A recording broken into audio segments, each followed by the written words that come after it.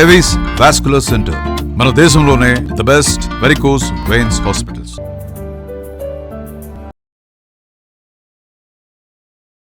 నమస్తే రమగారు. నమస్తే జయ. రమగారు, పిల్లలు భయపడుతున్నా, దెయ్యాల సినిమాలు చూస్తున్నా, లేదంటే ఏదైనా ట్రావెల్ చేస్తున్నా వెంటనే జై హనుమాన్ అనుకోమంటాం, లేకపోతే హనుమాన్ చాలీసా చదువుకుంటే మంచిది, భయం పోతుందంటాం. భయం అనగానే హనుమాన్, ఇవి రెండు ఈక్వల్గా ఉంటాయి అన్నమాట కదండి. హనుమాన్ చాలీసా అసలు ఎట్లా చదవాలి రమ్మగారు? రోజుకి ఇన్నిసార్లు చదవాలని కానీ, ఎట్లా చదవాలని కానీ అలాంటి నియమాలు ఏమైనా ఉన్నాయా? తర్వాత గ్రాంధికం కూడా కాదు కదండి, దాన్ని చదువుకోవటం అంటే బాగా నేర్చుకోవాలి నాకు తెలిసి. వన్స్ నోటుకు వచ్చేసిందంటే మనం అలా రెగ్యులర్గా వెళ్ళిపోతుంటుంది. దాని యొక్క విశిష్టత ఏంటి మీరు కొంచెం పదునుగా చెప్పండి. ఆంజనేయ స్వామిని తలుచుకుంటే భయం పోతుంది, శక్తి వస్తుంది. అదొకటే కాకుండా చాలా వస్తాయి జయ. ఆంజనేయ స్వామిని తలుచుకుంటే ఏమొస్తుందో చెప్పడానికి ఒక ప్రత్యేకమైన శ్లోకం. బుద్ధిర్బలం యశోధైర్యం నిర్భయత్వం అరోగత అజాడ్యం వాక్పటుత్వం చ హనుమత్ స్మరణాత్ భవేత్ అని చెప్తారు. బుద్ధి బలం రెండును, యశోధైర్యం యశస్సు ధైర్యము, కీర్తి ధైర్యం, నిర్భయత్వం అరోగత భయం లేకపోవటము, జబ్బులు తగ్గిపోవటం, ఆరోగ్యత, అరోగత రోగం లేకపోవటం, అజాడ్యం వాక్పటుత్వంచ, అజాడ్యం అంటే జడతో మందంగా బద్ధకంగా జడుగా ఉండటం. ఇందులో ఈ జడత్వంలో వ్యక్తులు బద్ధకంగా ఉండటమే కాదు, మందమతిగా ఉంటారు చూడు కొంతమంది పిల్లలు.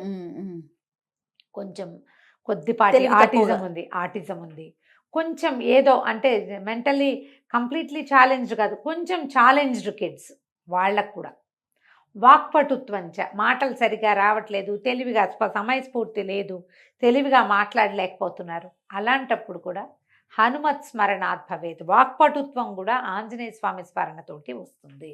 ఇంకేముంది, అన్నీ వచ్చేస్తాయి ఈ శ్లోకం చదువుకోవటం. చెప్పారు కదా, బుద్ధిర్బలం యశోధైర్యం నిర్భయత్వం అరోగత అజాడ్యం వాక్పటుత్వంచ హనుమత్ స్మరణాత్ భవేత్. ఇందులో అర్థం కాని విషయం ఉందా? నీకు అర్థమైంది నేను చెప్పకుండా? అవునవును కదా, క్లియర్గా ఉంది. ఇప్పుడు ఆంజనేయ స్వామిని తలుచుకుంటే భయం పోతుంది, ఒకటే కాదు కదా, బుద్ధి బలము యశస్సు ధైర్యము కీర్తి సమస్తం వస్తాయి, జబ్బులు తగ్గిపోతాయి, వాక్పటుత్వం వస్తుంది. రామాయణంలో ఆంజనేయ స్వామి మనకి ఎంటర్ అయింది ఎప్పటి నుంచి? కిష్కింధకాండలో కనపడతారు.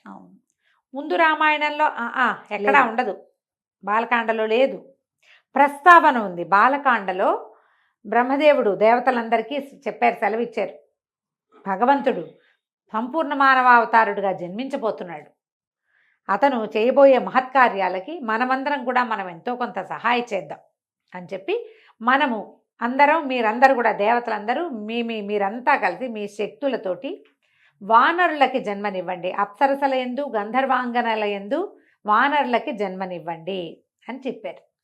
కాదు రమ్మగారు, వాళ్ళు అసలు పిల్లల్ని కనలేరు, దేవతలకి పిల్లలు పుట్టరు కదా, అంటే భార్యల వల్ల సంతానం లేదు వాళ్ళకి. ఇప్పుడు భార్యల వల్ల సంతానం కదా, ఇది అప్సరోగణానికి తర్వాత గంధర్వ స్త్రీల ఎందుకు అన్నారు ఈ పిల్లల్ని. ఒక్కొక్కళ్ళు ఒక్కొక్క చోట వాళ్ళ అంశాలు, ఇది డైరెక్ట్గా సంతానం అని చెప్పడానికి వీల్లాగా కాదు, బయలాజికల్ కిడ్స్గా చెప్పడానికి వీల్లేదు, వాళ్ళ అంశస్వరూపాలు. ఇప్పుడు వాయుసుతుడు ఆంజనేయుడు, ఈయన బయలాజికల్గా వాయువు కుమారుడు కాదు, ఈయన కేసరి నందనుడు. కేసరి భార్య అయిన అంజనాదేవికి వాయుదేవుని వరప్రసాదం వల్ల పుట్టినవాడు, అంతేగాని బయలాజికల్గా వాయుదేవుడికి అంజనాదేవికి పుట్టినవాడని చెప్పబడదు, అలా జరగల. ఈ దేవతలందరూ మీరు సంతానాన్ని కలగండి కనండి అని చెప్పినప్పుడు ఆంజనేయ స్వామి మాట వచ్చింది బాలకాండలో. ఒక్క వర్డ్, ఒకటే వర్డ్, వాయువు అంజనాదేవి యందు ఆంజనేయునికి జన్మనిస్తాడు అని చెప్తారు, ఒక్కటే ఆంజనేయుడుగా, అంతే. అక్కడి నుంచి అయోధ్యకాండ ఉంది, అరణ్యకాండ ఉంది, ఎక్కడా లేరు. పూర్తిగా సీతాపహరణం జరిగిన తర్వాత రామలక్ష్మణులు ఇద్దరు సీతా ఏమంటారు అన్వేషణలో భాగంగా ఈ కిష్కింధ నగరం వైపుకి వచ్చారు. ఋషిముఖ పర్వతం దగ్గరికి వచ్చాకే మనకు ఆంజనేయ స్వామి ఎంటర్ అవుతాడు. ఆ హనుమంతుడు అప్పుడు ఎంటర్ అయిన వీళ్ళకి చిన్నతనం నుంచి స్నేహము, చిన్నప్పుడే కలిసింది ఏమీ లేదు. ఈయనకి 36-37 సంవత్సరాలు వచ్చినాయి రాముల వారికి. మరి ఆయనతో పాటే పుడితే వాళ్ళందరికీ కూడా అదే వయసు ఉండాలి కదా. ఆయనతో పాటు ముందో వెనకగానో పుట్టారు. అప్పుడు పరిచయం, అక్కడి నుంచి వారిద్దరికి స్నేహము, ఆపేక్ష, భక్తి, దాస్యము అలాంటివి వచ్చినాయి. అప్పుడు మొదలైనాయి. అయితే ఇప్పుడు ఈ సమయంలో ఎంటర్ అయిన ఆంజనేయ స్వామి భగవంతుడైన శ్రీరాముడికి, పరిపూర్ణ మానవావతారుడుగా ఉన్నటువంటి భగవంతుడికి అత్యంత ఆనందాన్ని కలిగించాడు. మొదటిది సీతను వెతికాడు. అవును. దానికంటే ముందు ఈయనతోటి స్నేహం కలిపాడు, సుగ్రీవుడితోటి స్నేహం కలిపాడు. వాళ్ళ మైత్రి మరింత ప్రబలం అవడానికి కారణమయ్యాడు. సీతాన్వేషణ చేయాలని బాగా ప్రబోధం చేసుకున్నారు ఒకళ్ళకొకళ్ళు. అక్కడి నుంచి సీతాన్ని అన్వేషించడానికి తలా ఒక గుంపు, తలా ఒక పక్కకి వెళ్తే వీళ్ళు ఈ ఋష్యమూక నుంచి, కిష్కింధ నుంచి దిగువకి ప్రయాణించి సముద్ర తీరాన్ని చేరారు. దక్షిణ సముద్రం వైపుకు ప్రయాణం చేశారు. అక్కడ చాలా రకాలుగా తెలుసుకుని ఆయనకి అపరిమితమైన బల సంపన్నుడైనప్పటికీ శక్తి తెలియకుండా తెలివిగలవాడుగానే ఉన్నాడు, కానీ బలశాలిగా అప్పటిదాకా ప్రదర్శన లేదు ఆంజనేయ స్వామి పట్ల. ఈయన అత్యంత బలశాలి అని, ఈయనకి ఇలాంటి శక్తి ఉందని, ఏదైనా చేయగలడని అప్పుడే చెప్పబడింది. కిష్కింధకాండ చివరి భాగంలో, సుందరకాండ మొదటి భాగంలో. అప్పుడు ఈయన ఏం చేశాడు, తన శరీరాన్ని పెంచి సముద్ర లంఘనం చేశాడు. సీతని ఎక్కడుందో సీతాదేవిని చూసొచ్చాడు. సీత కోసం ప్రయత్నం చేస్తూ రావణాసురుడి కంటపడ్డాడు, లంకాదహనం చేశాడు. మేము యుద్ధానికి వస్తున్నామని చెప్పొచ్చాడు. చూసినామంటే కాల్చొచ్చాడు. వెనక్కి వచ్చి సీతని చూశానని, ఇదిగో ఉంగరం అని చేతిలో పెట్టాడు. ఉంగరం ఆవిడకి ఇచ్చి, ఆవిడ తాలూకు చూడామణిని తీసుకొచ్చి రాముల వారికి ఇచ్చి అత్యంత సంతోషాన్ని కలగజేశాడు. ఆ వస్తువు చూడంగానే ఆయనకి సీతాదేవిని చూసినంత సంతోషం కలిగింది. ఇప్పుడు మనం ఆంజనేయ స్వామిని కనుక ప్రార్థిస్తే మనం ఎవరికి సన్నిహితంగా ఉన్నట్టు? రాముల వారికి. అక్షరాల. తర్వాత యుద్ధానికి బయలుదేరారు. యుద్ధంలో కూడా ఆయన చెయ్యగలిగినంత సాయం చేశాడు ఆంజనేయ స్వామి. అపరిమితమైన ప్రీతితోటి ఈయన్ని కొలిచాడు. చిరంజీవిగా వరం పొందాడు. ఆయనకు అంతకుముందు ఉంది, రాముల వారి వల్ల కూడా వచ్చింది. ఎక్కడ రామనామ సంకీర్తనం ఉంటే అక్కడ ఆంజనేయ స్వామి ఉంటాడని చెప్తారు. ఎత్ర ఎత్ర రఘునాథ కీర్తనం తత్ర తత్ర కృతమస్తకాంజలిం బాష్పవారి పరిపూర్ణలోచనం మారుతిం నమత రాక్షసాంతకం. ఎక్కడ రామనామ స్మరణ ఉంటే అక్కడ ఆంజనేయ స్వామి ఉంటాడు. ఈ కథనాల వీటి వల్ల మనం ఆంజనేయ స్వామిని తలుచుకుంటే భగవంతుని సామీప్యాన్ని పొందినట్టు మనం ఆటోమేటిక్గా వస్తుంది. అందుకని పిల్లలకి హనుమాన్ చాలీసా నేర్పిద్దాము. ఆంజనేయ స్వామికి సంబంధించిన చాలా శ్లోకాలు ఉన్నాయి. 12 నామావళి, ఆంజనేయ స్వామి తాలూకు 12 నామావళి, 12 నామాలు ఉన్నది, చిన్నది, అది చెప్పచ్చు. అక్కడి నుంచి హనుమాన్ చాలీసా పెద్ద చాలీసా అనగానే 40 కదా. అయితే ఈ 40 శ్లోకాలు దోహాలు అంటే చిన్న వాటి కదా, 4 లైన్లే. అవి కూడా సరిగా రాస్తే 2 లైన్లే వస్తాయి. తెలుగులోనూ చెప్పుకోవచ్చు, సంస్కృతం అంటే ఒరిజినల్ భాషలో తులసీదాస్ గారు రచించినటువంటి అవధి భాషలో ఉన్న హనుమాన్ చాలీసా అంటే డైరెక్ట్గా ఋషి ప్రోక్తం, ఋషి ఏం చెప్పారో అది. ఇప్పుడు వాల్మీకి మహాముని చెప్పిన రామాయణాన్ని ఋషి ఆయన తన కంటితో చూసి దాన్నంతా మనకు అందించారు. ఇప్పుడు ఆ వాక్యాలే మనం చదివితే అద్భుతమైన ప్రయోజనం లభిస్తుంది. అలాగే తర్వాత మన యుగాల్లో తులసీదాస్ గారు కూడా వాల్మీకి మహామునికి దగ్గర నుంచోగలిగిన స్థాయి కలిగిన ఋషితుల్యులు.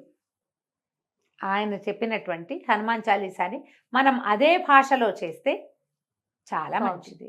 ఆ భాష చెప్పలేకపోతాం, తప్పులు వస్తాయని చెప్తే తెలుగు భాషలో మనకి అవకాశం ఉంది, అది కూడా చెప్పుకోవచ్చు. హనుమాన్ చాలీసా సింపుల్గా వస్తుంది పిల్లలకి. ఏదైనా ట్యూన్లో నేర్పించుకోవటమే. 2 పద్యాలు చొప్పున, దోహాలు చొప్పున చెప్పినా కూడా వచ్చేస్తాయి. అవును, రోజు చెప్తుంటే చక్కగా వస్తుంది. సాయంకాలం పూట పిల్లలకి చెప్పండి. పిల్లల్ని ఇదేంటంటే ఇదేదో చదివితే అదేదో వస్తుందని కాదు. ఇది చదివితే నీకు బాగుంటుంది, నీకు ధైర్యం వస్తుంది, నీకు బుద్ధి వస్తుంది, నీకు జ్ఞానం వస్తుంది, నీకు అనారోగ్యం తగ్గుతుంది, నువ్వు ధైర్యంగా ఉంటావు, నీకు ఎవరో ఒకళ్ళ సహాయం లభిస్తుంది. అసలు సహాయమే అవసరం లేని అసహాయ సూర్యుడిగా నువ్వు ఉండొచ్చు. ఆంజనేయ స్వామికి ఎవరు సహాయం చేశారు? లక్ష్మణ స్వామిని బతికించడానికి ఈయన ఏం చేశాడు? సంజీవ పర్వతానికి పరిగెత్తుకుంటూ వెళ్ళాడు. అవును. ఆయన ఒక్కడే తెచ్చాడు. ఎవరు సహాయం చేశారు? ఎవరు చేయలేదుగా. ఉమ్, ఉమ్. అసహాయ సూర్యుడిగా అవుతారు అని చెప్పి నేర్పించి దాన్ని మెల్లిగా రోజువారీకి చదవటంలో పెట్టండి. దీనికి ప్రారంభం ఏంటంటే తల్లిదండ్రికి వచ్చి ఉండాలమ్మా. అది. పిల్లాడికి ఇప్పుడు నాబోటి పెద్దమ్మతోటి నేర్పించడం గొప్ప కాదు. ఉమ్, ఉమ్. నువ్వు కూడా నేర్చుకో, నువ్వు కూడా చదువు. శనివారమో మంగళవారమో చదవటం, గుళ్ళోకి తీసుకెళ్తే గుళ్ళో నాన్న హనుమాన్ చాలీసా చెప్పుకో అని చాలీసా చెప్పిచ్చేసేయాలి పిల్లలతోటి. ఉమ్. ఇది మనం 3వ ఏటి నుంచి మొదలు పెట్టచ్చు. మా పిల్లలకి నేను అట్లా చెప్పాను చేయాలి. ఓ. తొందరగా మాటలు వచ్చినాయి, ఈజీగా. మాకు ఎంఎస్ సుబ్బలక్ష్మిని ఫాలో అయ్యే అలవాటు ఉంది. ఎంఎస్ సుబ్బలక్ష్మి గారిది చాలా బాగుంటుంది. అది. మధ్యలో రామలక్ష్మణి జానకి జయబోలో హనుమానికి అని వస్తుంది. ప్రతి కొన్ని శ్లోకాల తర్వాత అది వస్తుంది అనమాట. ఓకే. అది వినడం మొదలుపెట్టి అది నేర్చుకున్నాను. నేను ఒట్టిగా విడిగా చదువుకోవటం కూడా నేర్పించాను. ఎవరు పిల్లలు కాసేపు కూర్చున్నా వాడికి ఒకటి చెప్తాను నేను అందులో. ఉమ్. ఏదో ఒకటి చెప్పచ్చు కదా. ట్యూన్ కూడా అట్రాక్టివ్గా ఉంటుంది. అవును. ఆ రాగాల్లో నేర్చుకుంటే పిల్లలు సరదాగా నేర్చేసుకుంటారు. ఆలోచించండి. తప్పకుండా. ఇప్పుడు కళ్ళు మూసుకుంటే నాకు సుబ్బలక్ష్మి గారి గొంతు అట్లా వినపడుతుంది. ప్రతిదీ అది ఎట్లా ఉంటుందంటే మన లోపల ఒక జ్యోతిని వెలిగిస్తున్నట్టు ఉంటుంది. అవునండి. మీరు అలా వినడం నేర్చుకోండి. పిల్లలకి అట్లా చెప్పండి. పిల్లలకి నువ్వు అది చదివితే నీకేదో వస్తుందని చెప్పొద్దమ్మా దయచేసి. బయట నుంచి ఏది రాదు, లోపల ఉంటాయి మనకు అవన్నీ. ధైర్యము, బుద్ధి, జ్ఞానం వాకిట్లో నుంచి తెచ్చుకునేవి కాదు, లోపల పుట్టేవి అవి. ఆ లోపల ఉంటాయి, మనకు తెలీదు. ఇప్పుడు మన లోపల ఏమేమి ఉన్నాయో మనకు తెలియదు కదా. అలాగే ఇవన్నీ కూడా లోపల హిడెన్ గా ఉంటాయి ప్రతి మానవుడికి. మనమందరం రాముడు లాంటి జన్మ కలిగిన వాళ్ళమే. ఆయన అవన్నిటిని మేల్కొల్పుకున్నాడు, కళ్యాణ గుణాల్ని. మనం మేల్కొల్పుకోం అంతే. అంతే. ఆ మేల్కొల్పుకి ఇది ఒక సాధనంగా ఉంటుందని గ్రహించుకోండి. తప్పకుండా. దీన్ని పూర్తిగా ఏమంటే మత సంబంధమైన వ్యవహారంగా తీసుకోవద్దు. అలా అనుకోవడానికి వీల్లేదు, అసలు అనుకోవద్దు. ఇది మనకు అవసరంగా భావించండి. ఆంజనేయ స్వామి చాలా తెలివైన మాట తీరున్నవాడు, అద్భుతమైన మాట. ఎక్కడ తెలివి తక్కువ మాటలు, పొరపాటు మాటలు అలాంటివి లేవు. చాలా ప్లాన్డ్గా తెలివిగా మాట్లాడే మనిషి ఆయన, వ్యక్తి. అవన్నీ వస్తాయి మనకి. అదే కదా రమగారు. ఆయన బలశాలి, ఆయన ధైర్యశాలి, ఎన్నో అద్భుతమైన గుణాలు ఉన్నవాడు. అవన్నీ మనకు కూడా కావాలి. మనం ఇన్స్పిరేషన్గా తీసుకోమా వాళ్ళని వీళ్ళని అందరినీ. అవును. ఆంజనేయ స్వామి మన ఇన్స్పిరేషన్. బాగుంది. ఇలా ఇన్స్పైర్ అయ్యి కనుక మనం ఇన్స్పైర్ అయ్యి పిల్లలు కనుక నేర్పిస్తే చక్కగా ఉంటుంది, చాలా బాగుంటుంది. ట్రై చేసి చూడండి. ఇది కష్టమని మాత్రం అనుకోవద్దు. ఏదైనా ఒక మంచి పుస్తకం కొనుక్కోండి, ఏదైనా ట్యూన్ వినండి, దాంతోపాటు వెళ్ళండి. ఎంఎస్ సుబ్బలక్ష్మి గారిది నేను ఎప్పుడూ సమర్థిస్తాను, చాలా బాగుంటుంది. అది ఆన్ చేస్తే దాంతోపాటు 4-5 సార్లు వింటుంటే మనకే వచ్చేస్తుంది. అవునండి. అవును. మేము ఎప్పుడో చిన్నతనంలో నేర్చుకున్నదే ఆవిడ వినే నేర్చుకున్నాం. తర్వాత ఇంకా అలవాటు అయిపోయింది. విడిగా కూడా చదువుకోవచ్చు. అదే కాకుండా నోటికి వచ్చేస్తుంది కదా. ఎప్పుడు హనుమాన్ చాలీసా చదివినా తప్పకుండా రామనామ పారాయణం అలవాటు చేసుకోండి. ఓహో. శ్రీరామ జయ రామ జయ జయ రామ జయ శ్రీరామ అని 10 సార్లు చెప్పుకోవటం. ఎందుకంటే ఆంజనేయ స్వామిని పిలిచాం, అక్కడ రామనామం చదివితే ఆయన సంతోషిస్తాడు, ఆయనకి ఇష్టం. అందుకని తప్పకుండా రామనామాలు కూడా చెప్పుకోవటం మీరు నేర్చుకుని పిల్లలకు కూడా నేర్పించుకోండి. తప్పకుండా అండి. నమస్తే. నమస్తే.